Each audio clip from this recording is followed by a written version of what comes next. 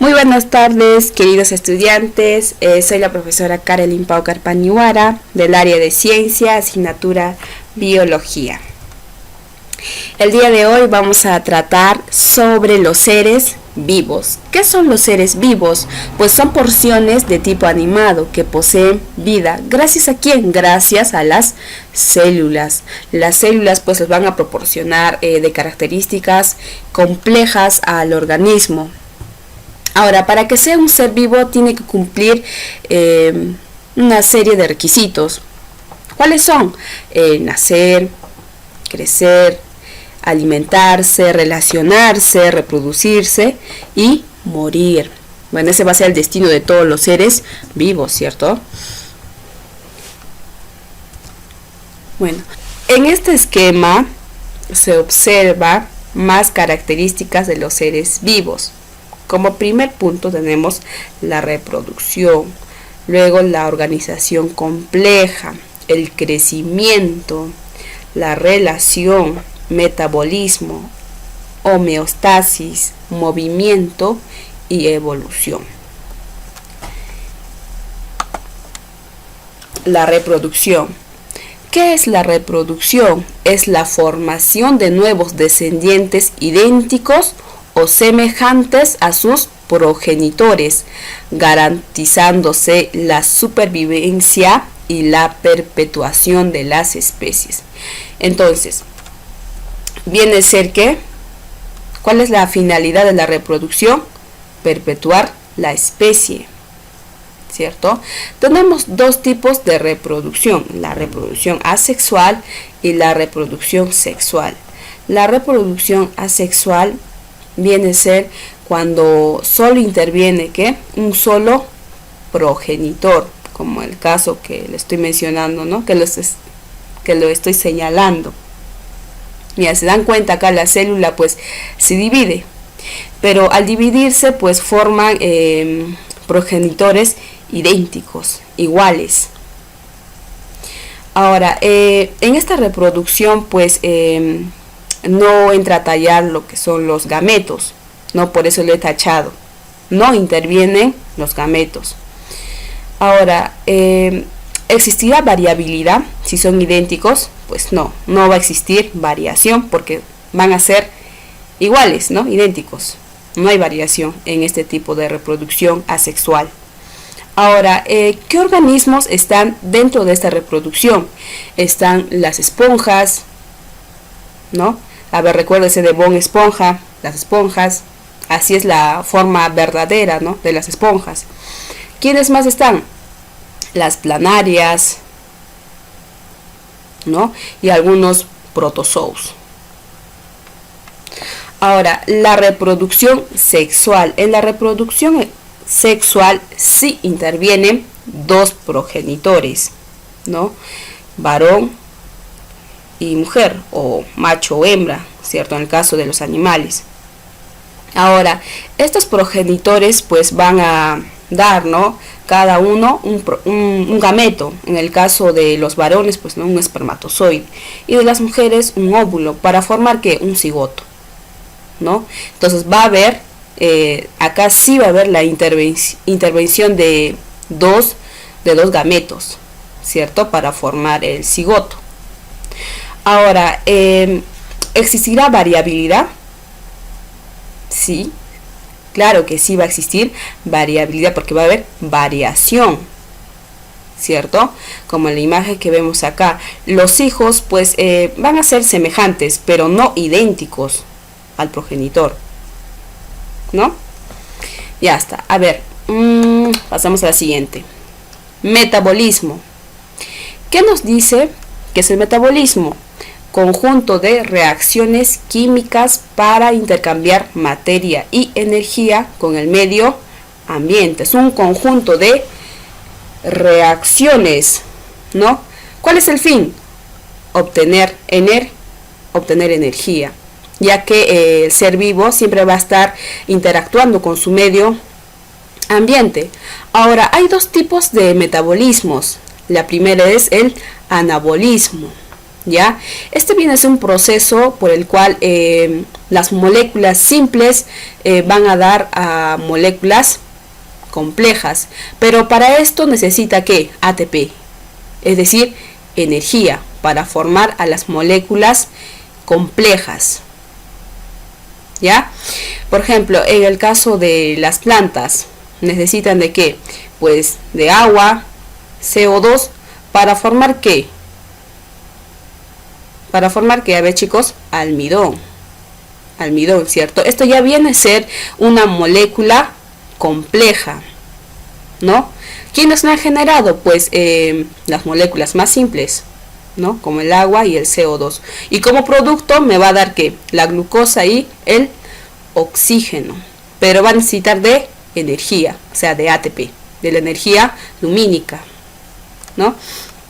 Ahora, el catabolismo viene a ser lo contrario de anabolismo. Anabolismo es construcción, ¿no? Estamos construyendo moléculas complejas. Ahora, catabolismo viene a ser lo contrario, ¿cierto? Moléculas complejas. ¿Qué está pasando acá con el ATP? Se está desprendiendo, la energía se está desprendiendo, ¿cierto? Y me va a dar moléculas mucho más simples, ¿cierto? Entonces, al romper los enlaces se pierde ATP y energía, ¿no? Ahora tenemos un ejemplo de las proteínas. Las proteínas, si desintegramos a las proteínas, nos van a dar ¿qué? Péptidos, ¿no? Ahora, si rompemos los enlaces, nos van a dar ¿qué? Aminoácidos, ¿no? Ese sería un claro ejemplo del catabolismo, ¿no? Ahora, al romper los enlaces, pues se desprende ATP o energía, ¿no? Esto no solamente se da en las proteínas, se dan muchas reacciones en el interior de nuestro cuerpo, de las células, ¿no? A ver, la relación. La relación es la capacidad de dar respuesta ante un estímulo. Bueno, todos los seres vivos estamos en constante relación con nuestro medio ambiente, por lo que va a haber siempre un sinfín de estímulos, ¿verdad? Ahora, hay dos tipos de relación, la adaptación y la irritabilidad. ¿Qué nos dice que es la adaptación? Nos dice que es la respuesta ante un estímulo constante, en donde el ser vivo determina su forma de vida, ¿cierto? ¿Cómo es el estímulo? Constante. Entonces la respuesta también va a ser constante, ¿cierto? Por ejemplo, las llamas, las vicuñas están adaptadas a un lugar mucho más frío, ¿cierto? Por eso vive en la cordillera de los Andes, ¿no? Bueno, esa adaptación ha hecho que este animal pues pueda sobrevivir en las alturas altoandinas, ¿no? Ahora, si vamos a de repente traer a la llama, no sé, a la costa, pues posiblemente esta llama pues no sobreviva, ¿no? En la costa. ¿Por qué? Porque no está su sistema, su organismo pues no está adaptado a ese ambiente, a ese clima, a esa temperatura, ¿no? Puede que muera, ¿no? Ahora, la irritabilidad. La irritabilidad es la respuesta ante un estímulo, pero temporal, ya no constante, ¿no? Sino es un estímulo temporal. Por ejemplo, si yo te acerco una bombilla de una luz intensa a tus ojos, pues tú vas a empezar a parpadear, ¿no? Pero este estímulo, ¿cuál es? ¿Cómo es? Temporal, ¿cierto? No siempre va a ser así, solo es temporal. No, esto no va a modificar tu forma de vida, o sea, no siempre vas a estar parpadeando a cada instante, no cada medio segundo, no. Porque es algo temporal, es un estímulo temporal, ¿cierto? Ya, a ver, pasamos a la siguiente, el movimiento.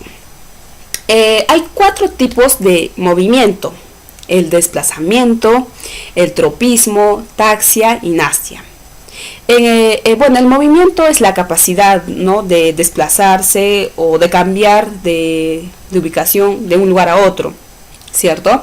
Ahora, el desplazamiento es cuando un organismo pues no cambia de posición, ¿cierto? Ahora, en el caso de los microorganismos, pues cambian de posición gracias a ¿qué? A sus flagelos o a sus cilios, ¿no?, que tienen en la membrana, ¿cierto? Ahora, el tropismo es una característica de los vegetales. Por ejemplo, si yo tengo, no sé, una planta, una margarita, ¿no?, en un lugar oscuro, pues esta margarita pues va a tratar, ¿no?, de buscar la luz, ¿no? A este movimiento se le va a llamar fototropismo, ¿no?, porque va en busca de la luz, fototropismo, ¿no?, movimiento hacia la luz. Ahora, las plantas, pues, ¿no?, los tallos generalmente son hacia arriba y las raíces hacia abajo. A este movimiento se le llama geotropismo, ¿no?, porque aquí actúa ¿qué? La gravedad, ¿cierto? Ahora, hay muchas plantas que crecen en lugares ventilados, no hay bastante aire, pues a eso se le llama ¿qué? Aerotropismo, ¿no? En realidad hay varios ejemplos de tropismo, ¿ya? Taxia. Ya, taxia. Esta es característica de los protozoarios, ¿ya? Por ejemplo, este protozoario pues va en busca de la luz, ¿no? A eso se le va a llamar fototaxia, ¿no? La nastia. La nastia es un movimiento también de algunas plantas ante un movimiento pero temporal, ¿ya? Por ejemplo, ahí tenemos ¿no?, una plantita carnívora que se le conoce como la atrapamoscas. A continuación vamos a hablar sobre la organización compleja de los seres vivos. Ya, cuando hablamos de organización, pues vamos a hablar sobre niveles, ¿no?, jerarquías, ¿cierto? De lo más simple a lo más complejo, ¿no?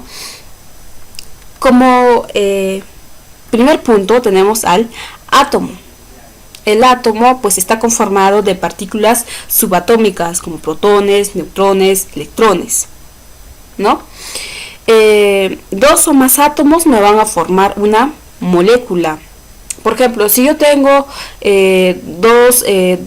dos átomos de hidrógeno y uno de oxígeno, pues me van a formar ¿qué? Una molécula de agua. Ahora, si yo tengo dos átomos de carbono y uno de oxígeno, pues me va a formar el CO2 o el dióxido de carbono, ¿cierto? Ahora, las moléculas pues me van a formar ¿no?, aquí no lo tenemos, las supra o macromoléculas, ¿no?, que van a ser moléculas mucho más complejas, moléculas orgánicas, ¿no?, como por ejemplo las proteínas, los carbohidratos, ¿no?, los lípidos, los ácidos nucleicos, ¿no?, que van a formar parte de la materia viva. Ahora, bueno, conjunto de macromoléculas, pues macromoléculas biológicas, pues me van a formar los organelos celulares, que van a ser la estructura de las células. Por ejemplo, ribosomas, mitocondria, el aparato de Golgi, el núcleo, ¿no? En el caso de las células, de los vegetales, pues la vacuola, ¿no?, el cloroplasto, ¿no?, todos los organelos celulares, ¿cierto? Ahora, este componente pues me va a formar, ¿no?, a la célula, ¿no? Ustedes ya saben que la célula es la unidad fundamental genética, fisiológica, básica de todos los seres vivos, ¿cierto? Ahora, hay varios tipos, tipos de células, ¿cierto? La célula vegetal y la célula animal. No, nosotros estamos compuestos pues de célula animal. Ahora, un conjunto de células pues me va a dar lugar a un tejido. Pero este conjunto de células tiene que tener una función determinada. ¿Ya? Si las células tienen una función determinada, una función específica, pues nos van a formar a los tejidos. ¿Ya? Ejemplos de tejidos, pues el tejido conjuntivo, ¿no? El tejido adiposo. Ahora, esa interacción de tejidos nos van a dar lugar a los órganos, ¿cierto? A los órganos, como el cerebro, el corazón, ¿no? La piel. Ahora,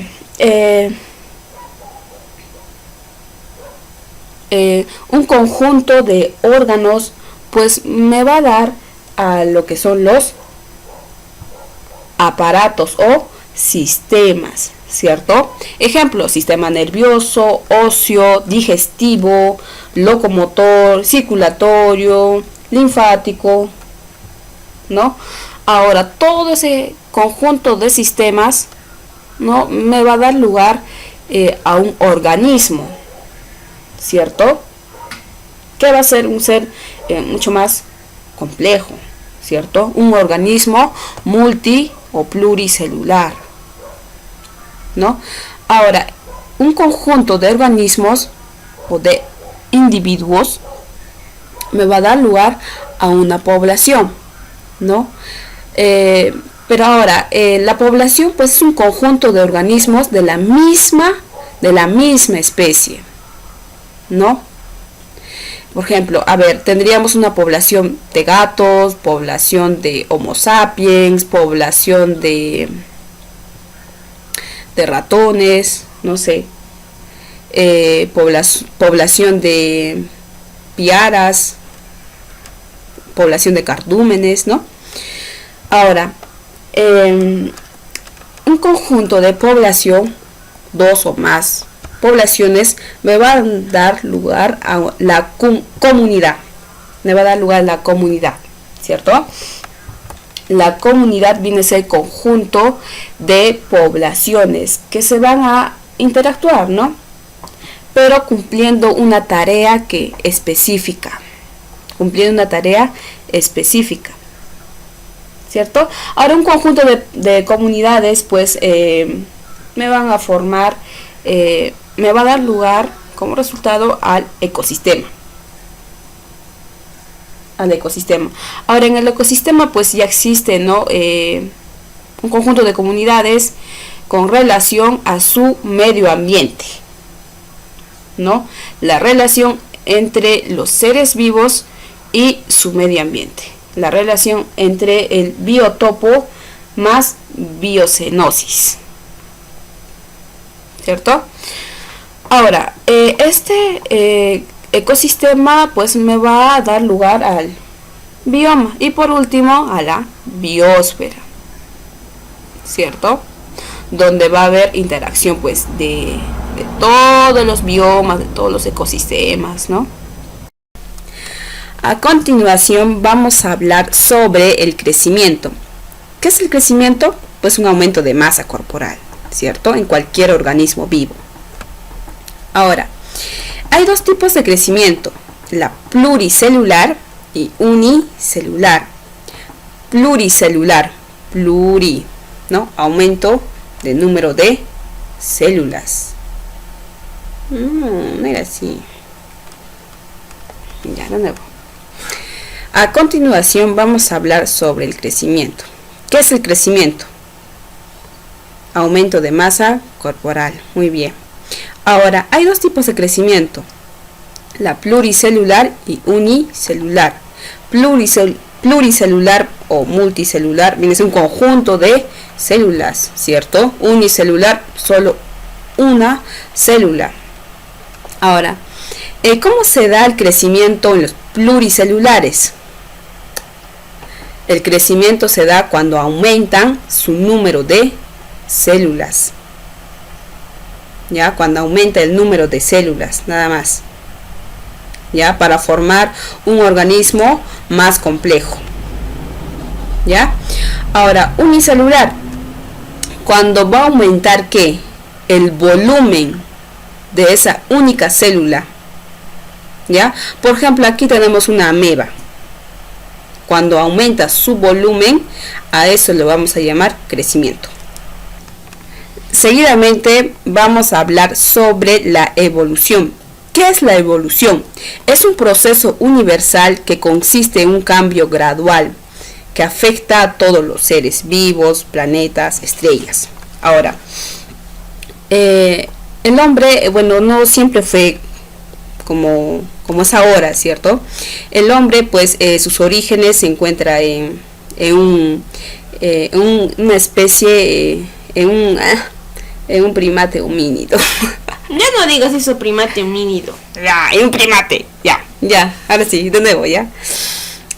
Seguidamente vamos a hablar sobre la evolución. ¿Qué es la evolución? Es un proceso universal que consiste en un cambio gradual que afecta tanto a animales, plantas, estrellas, planetas. Ahora, un claro ejemplo sería el ser humano, ¿no?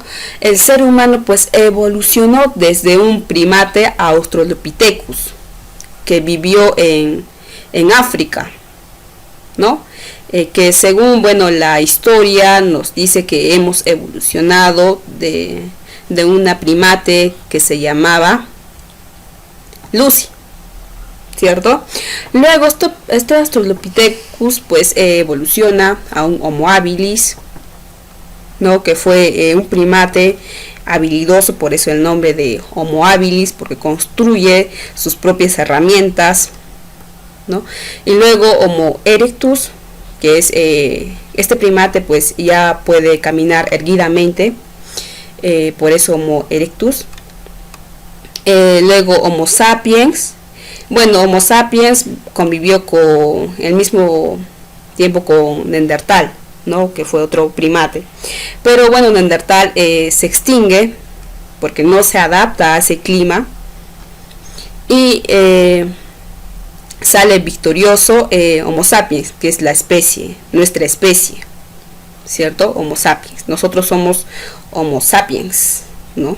Nuestra especie se llama Homo sapiens, porque somos ya personas pensantes, un organismo mucho más complejo que otros animales, ¿no? Ahora, eso fue en el ser humano. También existe la evolución en otros animales, ¿no? Que hubo durante la historia. Bueno, chicos, eso es todo por hoy. Espero que le estén aprovechando al máximo.